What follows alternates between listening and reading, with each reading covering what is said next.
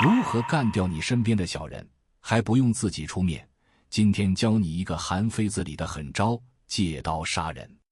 学完你就能明白，为什么有些人能轻松拿捏复杂的人际关系，而你傻傻的埋头苦干，最后却成了被宰的牛马。先问你个问题，如果有个同事天天在老板面前给你穿小鞋，抢你的功劳，你会怎么办？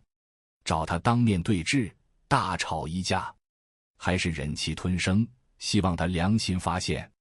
更或者是找老板告状，哭诉自己的委屈？但我告诉你，这些都是蟋蟀入洞房。小帅，为啥？因为你这是在用自己的手去碰一把脏刀，直接下场肉搏，就算赢了也会溅你一身血。在老板眼里，你和那个小人都成了不稳定因素。韩非子在2000多年前就说了，真正的高手善假于物也。他们从来不亲自下场，而是布局，让规则，让系统，让别人的力量成为自己手里最锋利的刀，这叫杀人不见血。想学会这招，你得先知道刀在哪儿。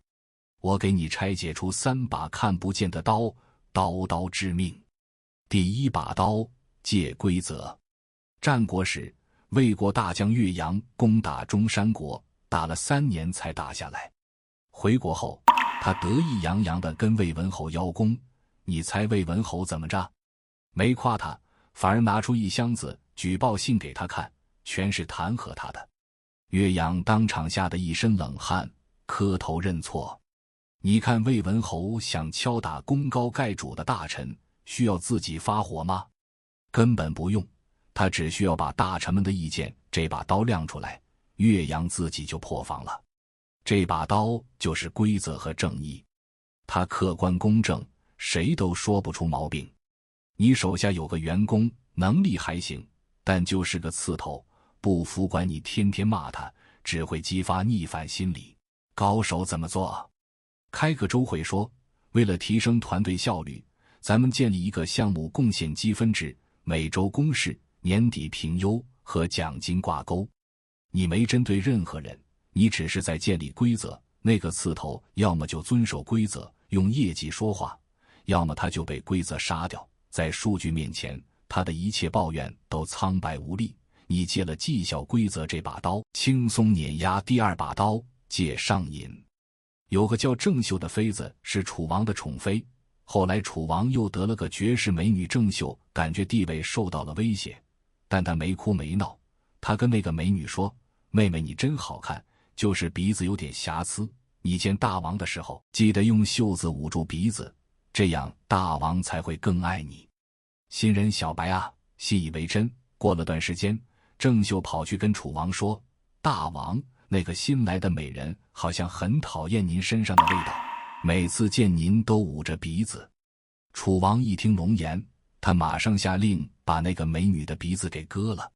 郑袖这姐们简直是人性拿捏的天花板。她自己动手了吗？没有。她借了2把刀，一把是新人的天真，另一把是最致命的是楚王唯我独尊的权利和男人的面子。他只是轻轻地递了个信息，楚王自己的龙威就成了他手里最锋利的刀。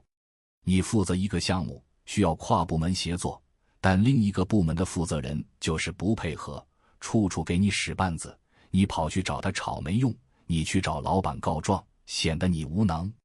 高手会怎么做？他会仔细研究公司最近的战略方向。比如公司 CEO 最近天天在讲降本增效 ，OK 到来了。他在项目汇报会上 PPT 会这么写，本项目在 A 部门的配合下已经完成了 70%， 预计能为公司节约 10% 的成本。但目前在 B 环节，也就是对方部门负责的环节，因为流程问题被卡住。如果这个问题解决，我们有信心将成本再降低 5%， 超额完成公司降本增效的战略目标。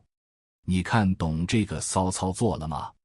他一句话没说对方坏话，但他成功地把部门协作问题变成了影响公司战略的问题。老板一听谁在拖降本增效的后腿，刀就自然砍下去了。这就是你借鉴了老板的意志这把刀。好了，理论都懂了，那么如何利用到实战？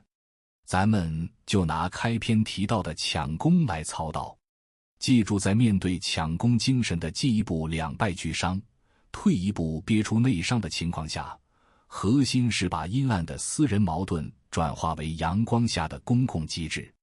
你可以找个公开场合，比如开周会时，你直接跟老板提议，老板，我建议咱们团队搞个贡献公示墙，就用一个共享文档，每个人每周花5分钟，把这周自己搞定的核心工作、心想的骚操作都记下来，这样既方便您掌握进度，我们也能互相学习，把团队战斗力拉满。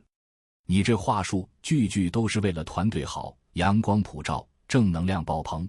对于老板而言，管理更方便，团队能进步，没理由拒绝。对于抢公司来说，他敢反对吗？他一反对，不就等于公开承认自己心虚，想在浑水里摸鱼吗？这个规则一旦建立起来，就成了一把自动运行的阳光匕首，白纸黑字，谁的功劳都清清楚楚。他在想抢，就等于是在聚光灯下伸手，所有人都能看见整个过程。你一句话没提到他，却用规则这把刀直接废掉了他的武功，这就叫杀人不见血。这招虽好用，但千万别滥用。有2个雷区你必须知道：一，动机不纯，必遭反噬。你用这招必须是出于解决问题、建立良性秩序的目的。如果你纯粹是为了整人、搞权斗，那你的格局就小了。这种负能量的书迟早会反噬你自己。打铁还需自身硬。